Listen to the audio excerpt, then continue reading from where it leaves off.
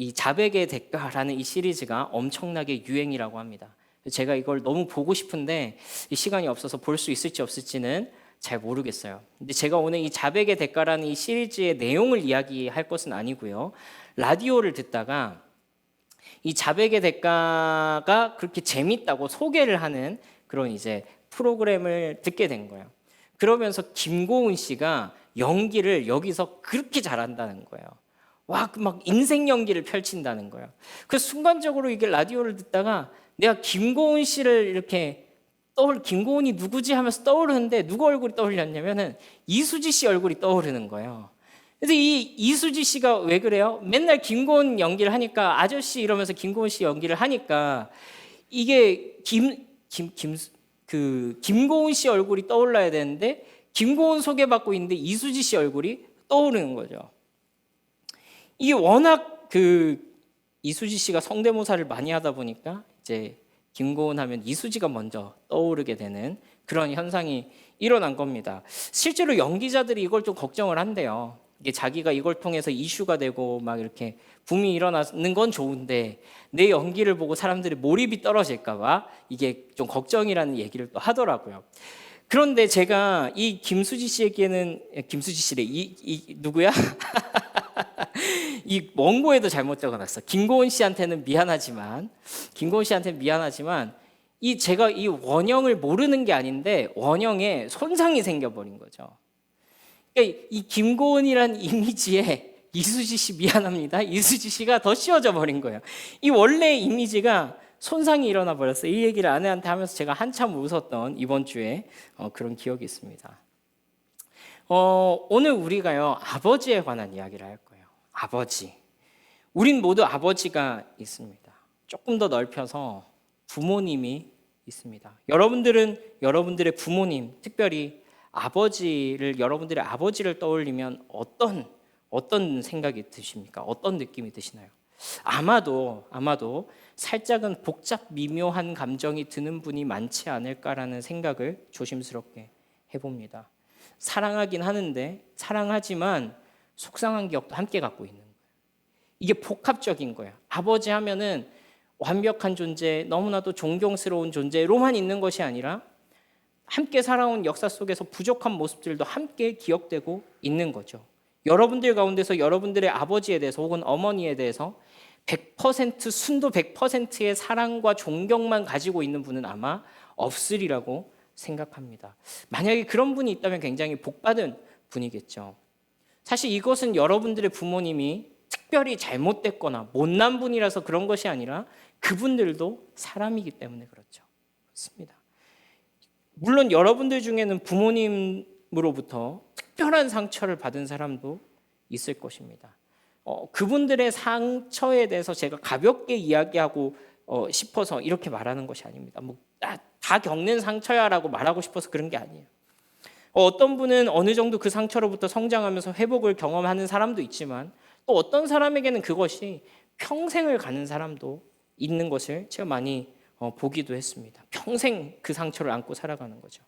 사실 제가 이제 부모가 되어본 입장에서도 이미 10년째 부모 노릇을 하고 있는데 이미 후회스러운 부분이 너무나도 많아요. 그때 조금 더 잘할 수 있었는데 그때 그렇게 안 할 수 있었는데 싶은 순간이 저에게도 있거든요. 슬프게도요. 근데 이 우리의 부모에 관한 이 이야기, 우리 아버지에 관한 이 이야기는요. 우리 아버지와 나와의 관계로서 끝나는 것이 아니라 우리가 하나님 아버지를 어떤 분으로 우리의 무의식 가운데 생각하고 있는가에도 영향을 끼치고 있더라는 거예요. 우리의 하나님께서 그분이 우리의 아버지라고 불리시더라는 거예요. 하나님은 자기 자신을 아버지라고 소개하십니다. 그런데 마치 김고은을 떠올려야 하는데 이수지를 떠오르는 것처럼 때로는 하나님 아버지를 생각하는데 나에게 상처 줬던 아버지 혹은 부족한 아버지의 모습이 같이 오버랩되는 거예요. 그래서 저는요 어떤 분이 자기는 아버지랑 사이가 너무 좋대요. 그래서 하나님 아버지를 생각하면 너무 친근하다는 겁니다. 제가 그런 분을 살아오면서 딱 한 번 만나본 것 같아요.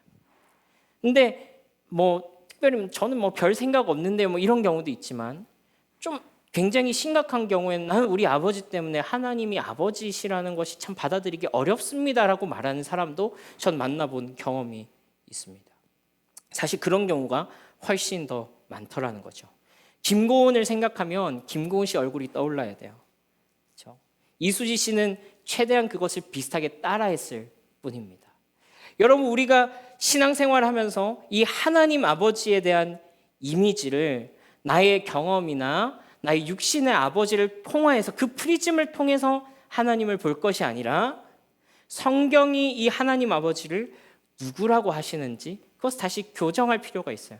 물론 우리는 조금 더 나은 사람이 되면 좋겠죠. 그렇죠? 우리는 시간이 지날수록 배우고 또 하나님의 말씀 가운데서 어떤 아버지가 되어야 되겠다. 혹은 다른 사람에게 어떤 하나님의 모습을 투영해야 되겠다라는 것을 우리는 조금 생각하면서 살 필요가 있지만 우리가 하나님을 투영할 때 우리 아버지에다가 그것을 투영할 필요는 없다는 거예요. 성경이 말하는 원형 하나님께서 아버지라고 하실 때는 어떤 분을 아버지라고 하시나 거기로부터 돌아가서 처음부터 다시 시작할 필요가 있다라는 것입니다. 우리가 지금 대림절 기간 동안에 예수님의 이름에 대해서 함께 살펴보고 있습니다. 우리 오늘 6절 말씀 다시 한 번 더 우리 함께 한번 읽어보면 좋겠는데요. 함께 읽어보겠습니다. 시작. 이는 한 아기가 우리에게 낳고 한 아들을 우리에게 주신 바 되었는데 그의 어깨에는 정사를 메었고 그의 이름은 기묘자라 모사라 전능하신 하나님이라 영존하시는 아버지라 평강의 왕이라 할 것이며. 그렇습니다. 우리가 오실 예수님, 이 이사야 선지자를 통하여서 예수님이 오시기 400년 전에 예언되었던 이 예수님의 이름을 함께 살펴보고 있는데요. 살펴보면서 진짜 깜짝깜짝 놀라고 있죠. 예수님이 이런 이름을 가지고 계셨네. 우리 첫 번째 시간에는 놀라운 상담자, Wonderful Counselor, 기묘한 상담자 되신 예수님에 대해서 함께 살펴봤습니다. 우리 지난 시간에는 전능하신 하나님 되신 예수님의 모습을 우리가 함께 살펴봤죠. 오늘 예수님을 소개한 이름은요, 진짜 좀 이상한 이름이죠. 저는 이 이름이 너무 이상하다고 생각했어요. 예수님의 이름을 영원하신 아버지라고 소개하고 있어요. Everlasting Father, 영원하신 아버지, 성부 하나님으로 소개하고 있어요. 물론 이제 우리가 지난 시간과 마찬가지로 이것을 뭔가 신학적인 어떤 교리적인 부분으로 끌고 와가지고 여러분과 함께 나누게 되면 여러분 보십시오. 성경에 삼위일체가 안 나온다고 비판하는 사람도 있지만 이미 구약 성경에 예수님께서 오실 메시아가 삼위일체 하나님이심을, 하나님과 동등한 분이심을 여러분들에게 말씀하고 계십니다. 이런 신학적인 이야기를 할 수도 있겠지만 그런 얘기를 할 것은 아닙니다. 제가 이 본문을 설교하기로 준비하면서 가장 의문스러웠던 이름이 바로 이 이름이에요. 아버지 되신다. 영존하시는 아버지 되신다. 그분이 아버지 하나님으로 이 땅 가운데 오신 건 아니잖아요. 그렇죠? 근데 분명히 이사야 선지자를 통하여서는 그분이 영존하시는 아버지로 소개되고 하고 있단 말이에요. 여러분들 예수님을 영존하시는 아버지, 그분이 나의 영원하신 아버지 되신다라는 그 관점으로 예수님의 모습을 살펴보신 적이 있습니까? 저는 한 번도 없거든요. 그래서 이 이름이 너무 어색하고 이상하게 들리는 거예요. 왜 하필이면 예수님을 영존하시는 아버지라고 소개하느냐 하는 거예요. 여러분, 성경에서 이것을 언급하는 것은요, 우리가 주목해야 할 것은요, 이것이 어떤 신학적인 주제를 담고 있어서 그런 것이 아니라 그거 이전에 오늘 이 성경이 이 예수님을 영존하시는 아버지로 우리에게 소개해서 오늘 이 믿음의 걸음을 걸어가는 나에게 어떤 말씀을 해주고 계신가 하는 거에 좀 집중을 해야 된다는 거예요. 왜 성경은 오실 예수님을 영존하시는 아버지라고 했을까요? 그것이 알고 싶다 같지 않습니까? 왜 예수님을 영존하시는 아버지라고 했을까요? 여러분, 우리는 이 문제를 가지고서, 이 질문을 가지고서요, 처음 예수님이 오셨을 때로 한번 되돌아갈 필요가 있습니다. 그리고 이 복음서 말씀에서 제가 이 말씀을 준비하면서 한 가지 단서를 찾게 됐어요. 그 단서가 되는 말씀이 요한복음 1장 18절 말씀이에요. 우리 새번역 버전으로요, 함께 한번 읽어보겠습니다. 시작. 일찍이 하나님을 본 사람은 아무도 없다. 아버지의 품속에 계신 외아들이신 하나님께서 하나님을 알려주셨다.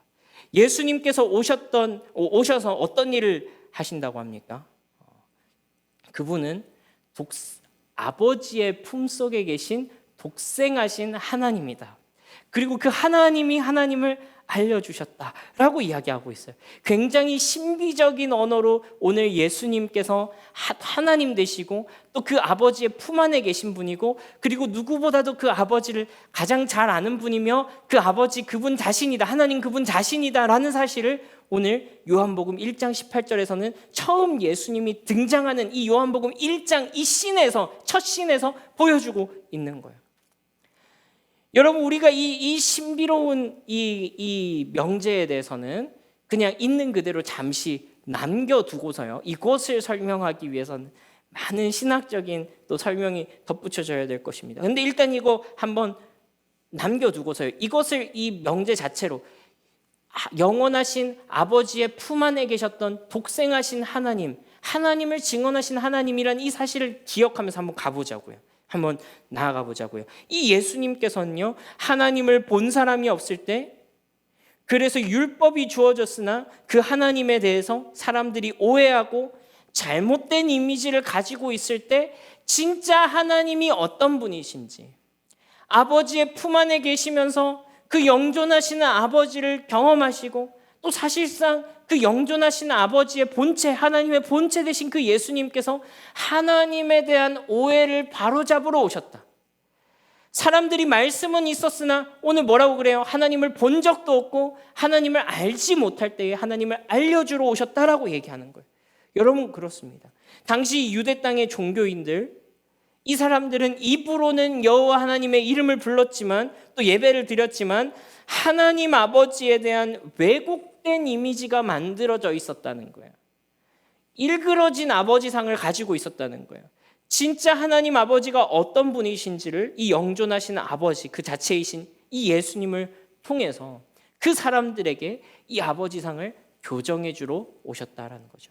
그래서 여러분, 예수님께서요, 제자 빌립과 대화에서 이런 말씀을 하셨더라고요. 우리 요한복음 14장 7절에서 10절까지 말씀 함께 볼 텐데요, 우리 한 절씩 번갈아 가면서 읽겠습니다. 너희가 나를 알았더라면 내 아버지도 알았으리로다. 이제부터는 너희가 그를 알았고 또 보았느니라.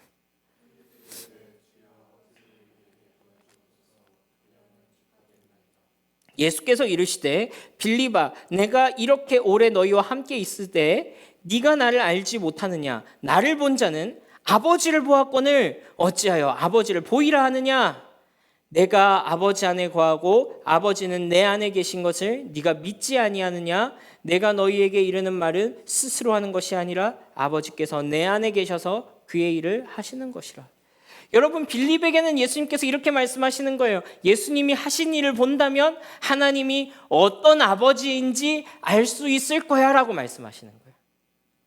하나님 아버지를 내게 보여주십시오. 하나님 아버지를 내게 가르쳐 주십시오.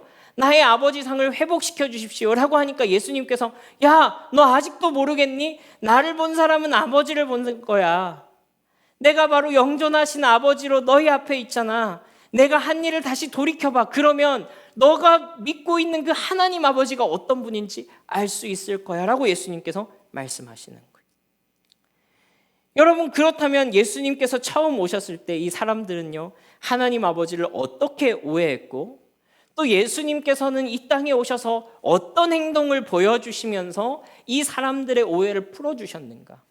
이 사람들의 하나님에 대한 이미지, 하나님상을 회복시켜 주셨는가 하는 것을 우리 함께 살펴보기를 원하는데요, 사실 이것은요, 당시 유대인들만의 이야기가 아니라 오늘 우리의 이야기이기도 합니다. 여러분, 혹시 여러분들에게는 하나님 아버지 혹은 아버지 하나님이라고 했을 때 이 하나님 아버지상에 대한 어떤 오해나 혹은 잘못된 상이 있지는 않습니까? 여러분들은 하나님을 어떤 아버지로 믿고 계십니까? 혹시 김고은을 생각해야 되는데 이수지를 떠올리고 있지는 않느냐 하는 그 이야기입니다. 여러분, 오늘 우리가 함께 영존하시는 아버지, 이 예수님의 모습을 통해서 우리 마음 가운데 잃어버린 이 하나님 아버지의 모습, 아버지 하나님의 모습이 좀 회복되어지는 그런 은혜가 있기를 주님의 이름으로 축복합니다. 여러분, 그래서요, 오늘 우리가 이 예수님의 모습을 통해서 발견하게 되는 아버지의 첫 번째 모습은요, 우리 함께 따라하면 좋겠습니다. 잃어버린 자녀를 찾으시는 아버지입니다. 한 번 더, 잃어버린 자녀를 찾으시는 아버지입니다. 여러분, 당시 유대인들은요, 하나님을 잃어버린 자를 찾으시는 하나님보다는 기준에 도달하지 못하는 자를 심판하시는 하나님으로만 생각했습니다. 사실 이것이 율법주의죠. 선을 그어놓고 이 선을 넘어오면 하나님의 자녀, 이 선을 넘어오지 못하면 죄인으로 낙인 찍는 것입니다. 물론 우리가 다 하나님 앞에서 죄인이죠. 그러나 지금 제가 여러분들에게 드리고 있는 말은 조금 다른 차원이라는 것을 여러분 좀 느껴지시죠? 여기에 하나님의 기준이 있습니다. 이 기준을 넘어갔다고 생각되는 사람들은 종교적인 주류로 평가받습니다. 그러나 이 라인을 넘어서지 못하는 사람들은 하나님의 자녀라고 불리기를 부끄러운 그런 사람들로 여겨졌습니다. 여기에서는 단지 종교적인 행위뿐만 아니라 이 사람의 사회적 지위, 또 이 사람의 어떤 영적인 배경, 이 출생의 배경까지도 다 됐어요. 건강이 안 좋아도 저주받아서 그랬다. 하나님의 자녀가 아니라서 그래. 이 건강도 율법주의 안에서는 선을 그어놓고 그거 못 넘어가면 축복 못 받았다. 그런 거예요. 돈이 없고 좀 가난하면 이 축복 못 받아서 그렇다. 하나님이 이렇게 사랑 못 받아서 그렇다. 지위가 없으면 하나님 사랑 못 받아서 그렇다. 하나님께 버림받은 자식이라서 그렇다. 이렇게 계속해서 자기들만의 라인을 만들어 놓고 이거 넘어오면 하나님의 자녀, 못 넘어오면 하나님의 백성 아닌 것으로 낙인 찍는 것입니다. 여러분, 사실 예수님께서 오셔서 하신 일이 무엇입니까? 그래서 예수님께서 오셔서 하신 가장 첫 번째 일은 기준 미달인 자들을 찾아가는 것이 예수님의 첫 번째 일이었어요. 예수님께서 제자들을 부르실 때부터가 그렇지 않았습니까? 함량 미달인 자들을 제자로 부르셨죠. 물론 그 와중에 일부 이 사회적 주류라고 불리는 사람도 일부 있었습니다. 예를 들자면 세리 마태와 같은 사람입니다. 근데 그나마 그 세리도 어떤 존재였습니까? 당시 유대 사회 안에서는 매국노였죠. 제가 몇 번 말씀드렸습니다만 로마에서 이 녹을 받으면서 이 자기의 민족들의 혈세를 뜯어가는 어떤 그냥 부여된 만큼만 세금을 걷어가는 것이 아니라 자기의 목까지 더 떼가는 그런 사람들이었지 않습니까? 그렇죠? 그래서 오히려 매국노라면 매국노였던 것이 바로 세리 마태였죠. 그리고 오셔서 소위 죄인이라고 하는 자들, 뭐 세리, 창기와 같은 자들을 만나시죠. 또 특별히 장애가 있는 어떤 사람들을 회복시키는데 이 사람들은요 그냥 장애를 가졌다 이런 것이 아니라 방금 말씀드린 것처럼 이 사람의 죄거나 아니면 이 사람의 부모가 죄를 많이 지었기 때문에 이 사람이 지금 저주를 받고 태어난 것이다 라는 것이 이 사람들의 기본적인 생각이었다라는 거예요. 종교적인 낙인이 찍힌 사람들이었다라는 거예요. 여러분, 예수님이 이들을 찾아가신 것, 우리가 지난주에도 이런 비슷한 이야기를 나눴죠. 이 사람들을 찾으시는 아버지 하나님의 마음의 측면에서 보자면 여러분, 이것이 어떤 의미이겠느냐, 우리가 다시 한 번 더 생각해 보면 좋겠어요. 잃어버린 자들, 나의 자녀인데 자녀가 아닌 것처럼 취급받고 있는 자들, 그들을 향하여서 나아가시는 하나님 아버지의 마음, 아버지의 마음을 가지신 하나님의 모습으로 우리가 다시 한번 생각해 보자고요. 자식을 잃어버린 아버지가 그 자녀를 찾으시는 심정을 지금 예수님의 이 땅에서 오셔서 사셨던 그 행적을 통해서 우리에게 보여주고 계신 것입니다. 여러분, 우리 누가복음 13장 14절에서 17절 말씀 한번 읽어보면 좋겠는데요. 제가 한 절, 여러분 한 절 읽습니다. 회당장이 예수께서 안식일에 병 고치시는 것을 분내어 무리에게 이르되 일할 날이 엿새가 있으니 그동안에 와서 고침을 받을 것이요 안식일에는 하지 말 것이니라 하거늘.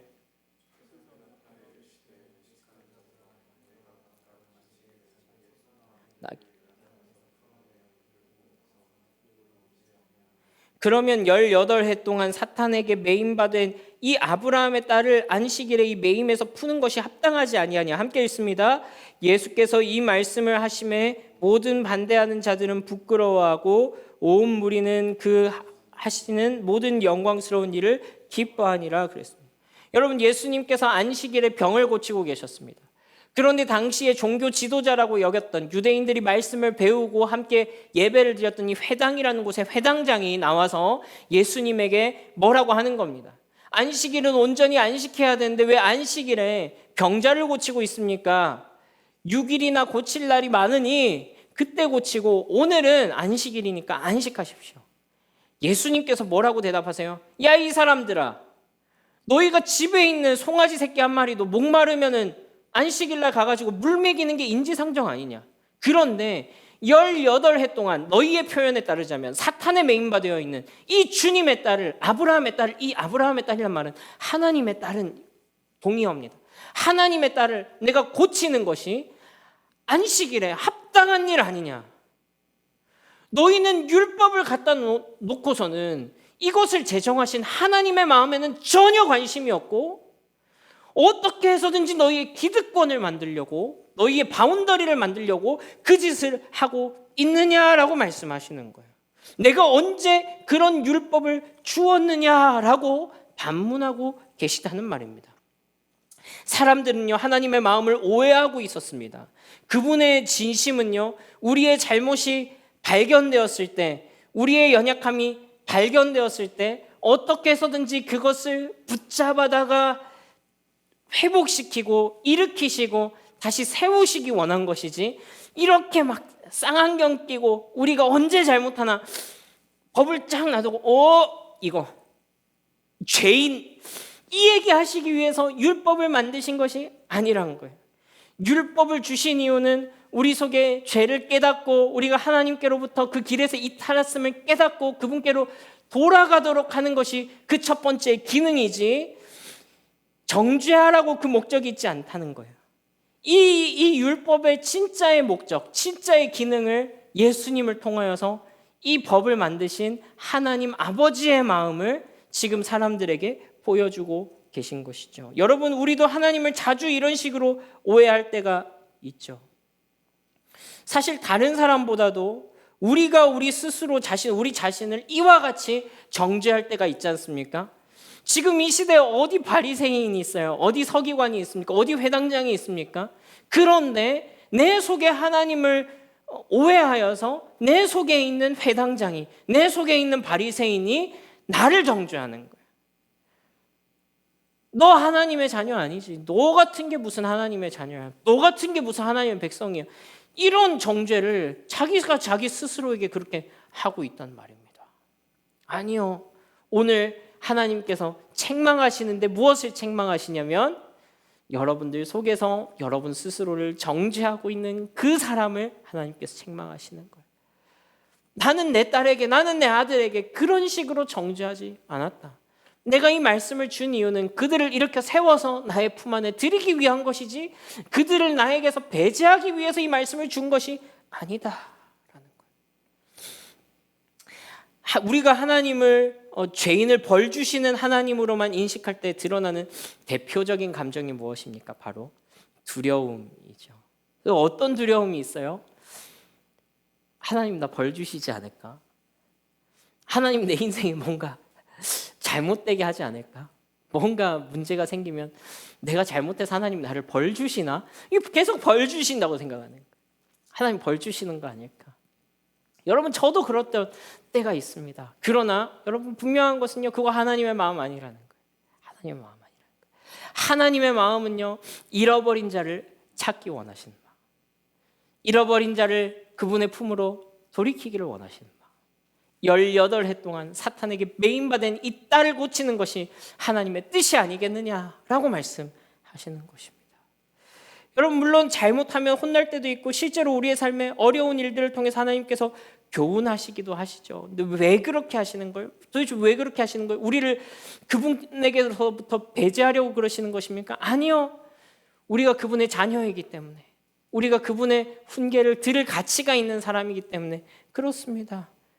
그 말씀으로 하여금 우리의 마음을 하나님께로 돌이키게 하시기 위해서 우리에게 그와 같이 그런 상황들과 환경들을 통해서 말씀하실 뿐이지, 그것이 막 우리에게 저주를 퍼붓기 위해서 그렇게 하시는 게 아니라고요. 여러분, 자기 자식이 아니면 혼내지 않습니다. 남의 자식을 뭐하러 혼냅니까? 자기 자식이기 때문에 하나님께서 그와 같이 우리에게도 오늘 말씀하시는 것입니다. 여러분, 우리가 이 단계에서 하나님을 오해하게 되면 하게 되는 또 하나의 실수가 있는데요. 그것은 무엇이냐면 법을 지키기 시작하는 것입니다. 법을 지키기 시작하는 것. 그리고 하나님께 요구하기 시작하는 것입니다. 주님, 나 이거 했어요. 저거 했어요. 나 이거 지켰어요. 저거 지켰어요. 이걸 시전하기 시작하는 거예요. 여러분, 그래서 당시 이것이 이 유대인들의 두 번째 착각이었습니다. 하나님을 벌 주시는 하나님으로만 만들어 버렸을 때 일부 유대인들은요, 나는 법을 지켰으니 나는 의무를 다했고 이제는 복 받을 거라고, 나는 특별한 사람이라고, 나는 저 사람들과는 다르다고 스스로 은근히 생각하기 시작하는 것입니다. 그러나 여러분, 우리가 예수님의 모습을 통해서 발견하게 되는 하나님 아버지의 두 번째 마음은요, 우리 함께 따라하면 좋겠습니다. 관계의 회복을 원하시는 아버지입니다. 네, 우리 한번 따라합시다. 관계의 회복을 원하시는 아버지. 네, 하나님께서 나 이거 했어요, 저거 했어요, 그러니까 이거 해주세요, 저거 해주세요, 이런 거래적 관계가 아니라 진짜로 이 율법, 하나님의 말씀을 통해서 그분의 마음을 깨닫고 그분과 동행하는 참된 관계의 회복을 원하고 계셨다는 거예요. 여러분, 그럼 율법이 악한 거냐라는 거예요. 율법이 나쁜 거냐라는 거예요. 그렇지 않습니다. 그러나 율법주의는 나쁜 것입니다. 예를 들자면 이런 것입니다. 장발장 이야기 아시죠? 레미제라블. 장발장이 빵을 훔친 것 때문에 5년을 감옥에 살게 되죠. 너무 가난해서 먹을 게 없어. 물론 이 빵이 당시에 이만한 빵이었다 뭐 이런 얘기도 있더라고요. 어찌됐건 간에 빵은 빵이잖아요. 빵을 훔친 것 때문에 5년 동안 감옥에서 살게 됩니다. 그리고 이 감옥을 이제 탈출하다가 또 걸려가지고 총 몇 년을 사냐? 19년을 살게 됩니다. 그리고 출소를 해서 이제 자기가 새로운 삶을 살아보겠다라고 이 신부님의 말씀에 감화를 받아가지고 새로운 삶을 살아보겠다라고 하는데 형사가 계속해서 이 사람을 쫓아오는 거예요. 너 분명히 뭔가 하자가 있을 거라고, 너 분명히 또 그렇게 할 거라고 계속 보면서 쫓아오는 거예요. 여러분, 우리나라에도 최근에 뭐 엇비슷한 일이 있었던 것 같습니다. 어떤 일이 있었죠? 버스 기사가 청년이 4명이 탔는데 이 학생인 줄 알고 학생 요금으로 계산한 거예요. 2,400원이 비었어요. 회사에서 이 사람을 잘랐답니다. 왜? 2,400원을 횡령했다고. 법원에 들고 갔더니 뭐라고 그래요? 너 횡령 맞대. 1심, 2심 확정 판결을 내버렸어요. 이 사람 죄인이 돼버렸어요. 2,400원 때문에. 800원을 횡령했다고 법원에서 유죄 판결을 받은 사람도 있습니다. 제일 최근에 어이없었던 게 뭐예요? 초코파이 사건, 여러분 뉴스 보셨습니까? 정규직 직원들을 위해서 놔둔 초코파이를 계약직 직원이 먹었다고 횡령으로 절도죄로 고발을 한 거예요. 1심에서는 유죄가 나온 것으로 봤습니다. 2심에서 물론 바로잡긴 했지만요. 여러분, 이게 율법주의예요. 율법주의. 여러분, 그냥 법을 들이댈 것 같으면 뭐가 문제야? 법대로 했는데 하면 안 되는 거잖아. 하면 안 되죠. 빵 훔치면 안 되죠. 2,400원 계산 잘했어야죠. 800원 훔치면 안 되죠. 초코파이 먹으면 안 되죠. 근데 그러라고 법이 있는 거냐고요. 여러분, 이런 이야기들이 시대마다 계속해서 사람들에게 이 시대의 엄혹함을 반영하는 어떤 웃지 못할 이야기로 회자되는 이유가 뭘까요? 사람들 속에 이런 율법주의의 본성이 자리 잡고 있다는 거예요. 여러분, 사람들이 현타가 오는 거죠. 어떤 현타가 와요? 이게 진짜 법이야? 뭐가 이렇게 사람 냄새가 안 나? 뭐가 이렇게 각박해? 라는 이야기를 하게 만드는 겁니다. 조금 고급스러운 표현을 쓰자면 법 정신이 전혀 고려되지 않은 판결 때문에 사람들이 혀를 끌끌 차는 거예요. 몇백억씩 횡령한 사람은 무죄가 나오고 800원, 2,400원 초코파이 훔치면 유죄를 받는구나. 그것이 어떻게 보자면은 이 사람들 속에 있는 본능적인 이 율법주의, 선을 정해놓고 이거 너무 아웃이야 라고 하는 그 시대의 이 인간 사회의 어떤 아픔이죠. 여러분, 율법은 선한 것입니다. 왜 선합니까? 왜 율법이 선해요? 왜 이 법이 선하냐고요? 왜냐하면 이 율법의 법정신은, 조금 더 성경적으로 얘기하자면 이 율법에는 하나님의 마음이 담겨 있기 때문에 그래요. 이 법 자체가 중요한 것이 아니라, 물론 이 법 자체도 중요하지만 이 법을 통해서 구현해내야 할 하나님의 마음이라는 게 있다고요. 하나님의 본디의 뜻이 있다고요. 그렇죠? 하나님이 어떤 분이신지를 드러내고 그분의 성품을 발견하여서 죄로 인해 하나님과 단절된 우리가 하나님께로 돌이키기를 원하는 하나님의 마음이 여기 담겨 있는 겁니다. 그래서 예수님께서 이렇게 말씀하시죠. 마태복음 15장 8절에서 9절 말씀에 이 백성이 입술로는 나를 공경하되 마음으로는 내게서 멀도다. 사람의 계명으로 교훈을 삼아 가르치니 나를 헛되이 경배하는도다 하였느니라 하시고, 너희의 예배가 헛되다는 거예요. 너희의 경배가 헛되다는 거예요. 입으로는 여호와의 이름을 부르고 있지만 너희가 언제 내 마음을 알았냐 하는 거예요. 너희가 그것이 하나님의 율법이야, 너희가 그것이 하나님의 말씀이야 라고 하면서도 그 마음으로부터는 멀도다 라고 책망하시는 것입니다. 입술로는 율법을 달달 외우는데 너희는 지금 내 마음에는 전혀 관심이 없다는 거예요. 하나님께서 원하시는 것은 무엇입니까? 자녀와 자식과의 이 관계가 회복되는 것입니다. 그들이 나의 마음을 알기 원한다라는 것입니다. 그들의 마음이 아버지께로 돌아오는 것입니다. 율법을 정해놓고 선을 넘으면 내 자식, 못 넘어오면 내 자식 아니야, 남의 집 자식이야, 넌 버린 자식이야, 이게 아니라 다시 나와 친해지자.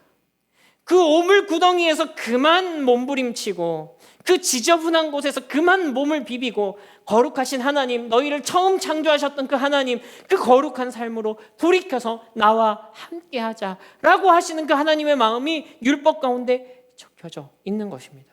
그러니까 이 율법주의자들의 율법 지킴은요, 사실 하나님의 마음을 아는 것과는 전혀 관계없는 공허한 행위일 뿐인 것입니다. 종교적인 행위인 것일 뿐입니다.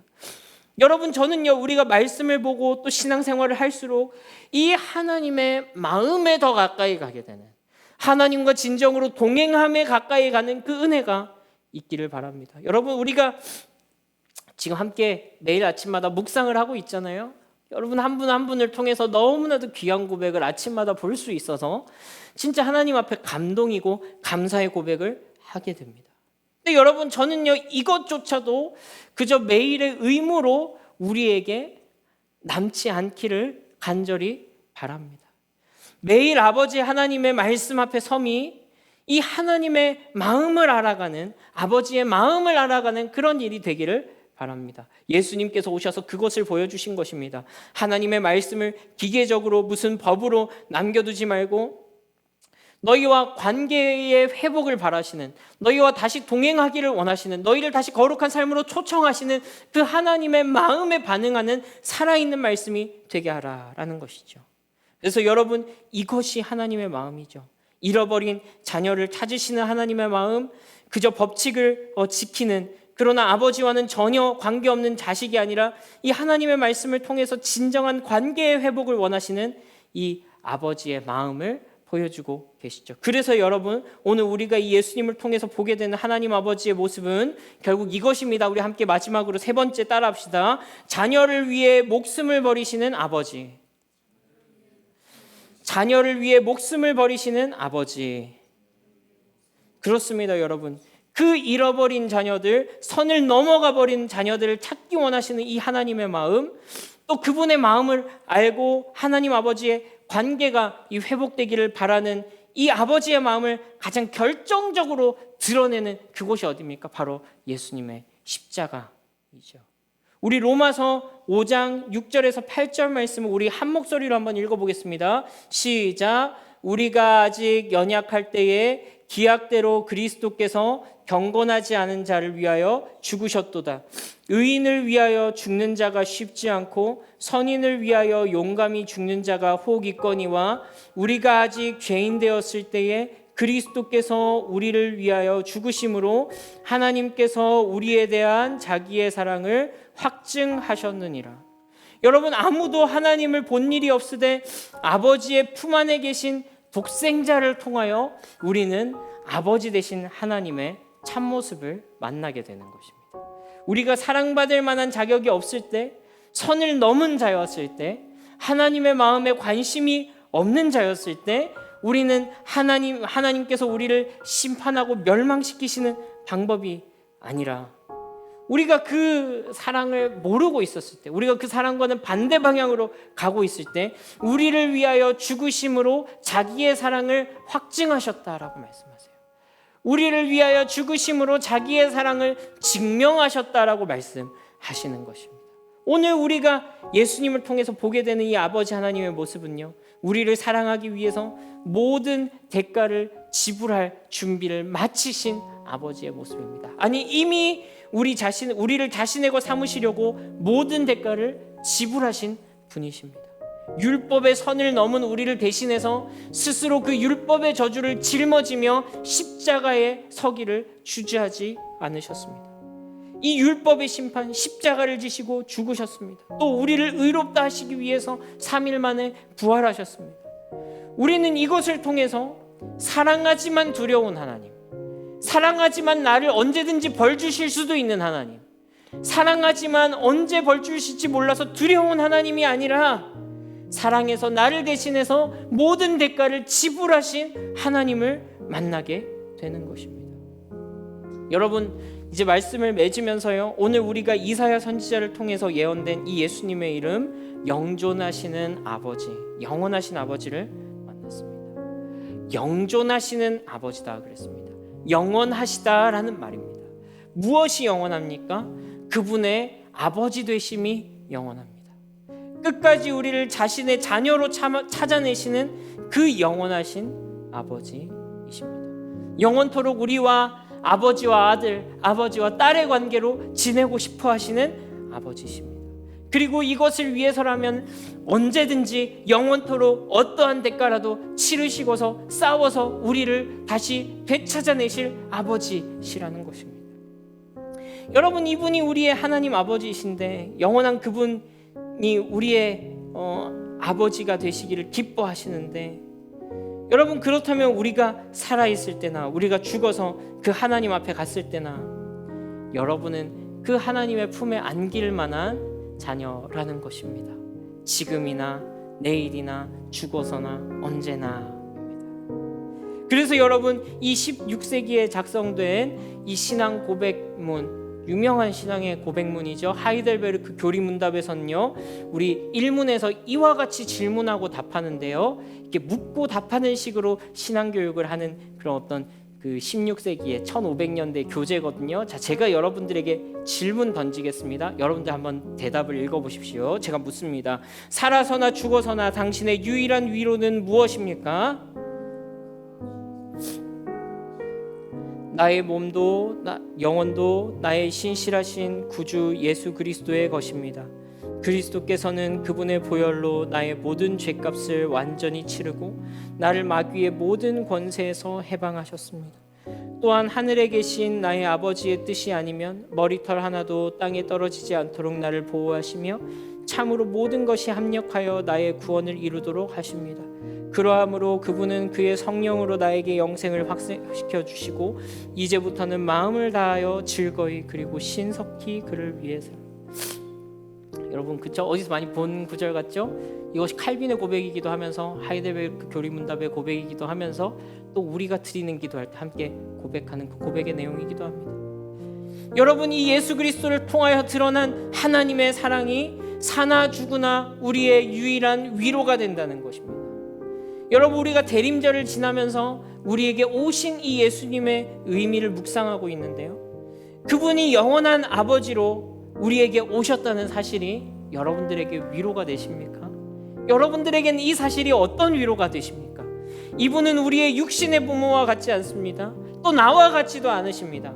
이분은 그의 모든 신성을 사용하셔서 우리의 진짜 아버지가 되어주시기로 하셨습니다. 그것이 목숨을 걸고 여러분의 영원한 생명을 지키시는데, 그분이 영원한 이 생명을 걸고 그 목숨을 걸고 여러분들을 지키시는데, 이것이 사나 죽으나 우리의 위로가 아니고 무엇이겠냐 하는 것입니다. 여러분들이 이제 아버지를 생각하면요, 우리에게 이 사실이 먼저 좀 떠오르면 좋겠습니다. 우리 하나님 아버지의 모습이 이러한 모습이면 좋겠습니다. 그리고 그것이 날마다 여러분들에게 살아있는 위로가 되기를 간절히 바랍니다. 여러분, 이제 우리가 함께 찬양하고 기도할 때요, 두 가지 기도 제목을 가지고 함께 기도하면 좋겠습니다. 우리 첫 번째로는요, 나를 자녀 삼으시는 그 아버지 하나님의 사랑, 당신과의 관계가 회복되기 원하시는 이 하나님의 사랑, 모든 대가를 치르고서라도 나를 사랑하시는, 그래서 우리의 영원한 아버지가 되시기 원하시는 그분을 더 알기 원한다고 기도합시다. 혹시 우리의 육신의 아버지 때문에 일그러진 아버지에 대한 모습이 우리에게 남아있다면 그것을 넘어서 하나님의 사랑의 이 온전한 모습이 예수님을 통하여서 우리 마음 가운데 회복되게 해달라고 함께 기도하면 좋겠습니다. 둘째로는요, 우리가 그 사랑 안에서 성숙한 자녀가 되어서 우리도 하나님의 아버지 되심을 아름답게 드러낼 수 있는 예수님을 닮은 하나님의 아들과 딸로 살아가게 해달라고 함께 기도하면 좋겠습니다. 예수님께서는 이렇게 말씀하십니다. 아버지께서 나를 보내신 것 같이 나도 너희를 보내노라 말씀하십니다. 아버지께서 그분의 아버지 되심을 드러내시기 위하여서 예수님을 보내신 것처럼, 이제는 예수님께서 우리를 그 하나님의 사랑, 예수 그리스도의 크심, 그분의 놀라운 아버지 되심을 우리를 통하여서 드러내게 하셨습니다. 부모이신 분들은 여러분들의 부모됨을 통하여서 그 아버지 하나님의 온유하고 깊은 사랑, 희생의 사랑을 보여주셔야 할 것입니다. 혹은 아니신 분들께서는 미래에 그런 모습이 되게 해달라고 기도하셔도 좋고, 또 동시에 우리가 살아가는 이 모습을 통해서 아버지의 그 영원하신 사랑의 모습이 좀 드러날 수 있는 은혜를 달라고 그렇게 기도하시면 좋겠습니다. 주님, 우리를 회복시키시고 또 하나님의 아버지 되심이 정말 온전한 모습으로 내 삶에서 꽃피울 때 주님, 내 삶을 통해서도 하나님의 은혜와 사랑이 우리의 주변으로 흘러가는 은혜를 주옵소서. 우리 그렇게 기도하면 좋겠는데요.